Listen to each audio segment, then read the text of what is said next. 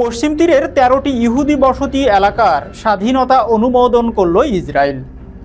ইসরায়েলের নিরাপত্তা বিষয়ক মন্ত্রী পরিষদ অধিকৃত পশ্চিম তীরে ১৩টি ইহুদি বসতিকে আলাদা করার পরিকল্পনা অনুমোদন করেছে।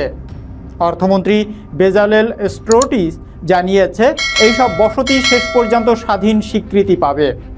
এই সিদ্ধান্ত হাজারো নতুন আবাসন অনুমোদনের পর নেওয়া হলো। স্ট্রোটিস বলছে, পশ্চিম তীরে ইসরায়েলের সার্বভৌমত্ব নিশ্চিত করাই তাদের লক্ষ্য।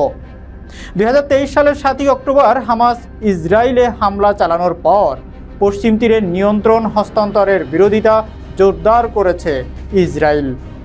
সেনাবাহিনী বলছে তারা সন্ত্রাস বিরোধী অভিযান চালাচ্ছে। তবে ফিলিস্তিনি পররাষ্ট্র মন্ত্রণালয় বসতিগুলোকে আলাদা করা এবং স্বাধীন বসতি হিসাবে স্বীকৃতি দেওয়ার সমালোচনা করেছে। হামাস এই সিদ্ধান্তকে উপনিবেশিক দখলদার সুসংহত করার প্রচেষ্টা। ১৯৬৭ সালে পশ্চিম তীর দখল করার পর সেখানে ৭ লাখ ইসরায়েলি এবং ২৭ লাখ ফিলিস্তিনি বাস করছে। বেশিরভাগ দেশ এইসব বসতিকে অবৈধ মনে করলেও ইসরায়েল তা অস্বীকার করে।